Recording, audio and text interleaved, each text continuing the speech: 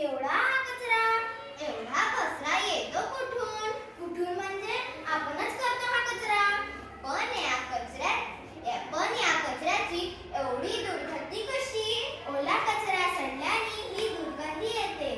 बाप रे, मला श्वास घेण्यास अवघड झाले. आई या कचऱ्याचं काय करत असतील? या कचऱ्यावर प्रयोग करून नवीन वस्तू तयार करत असतील. भू, भू, भू, भू. आजी या रस्त्याने नको जायला.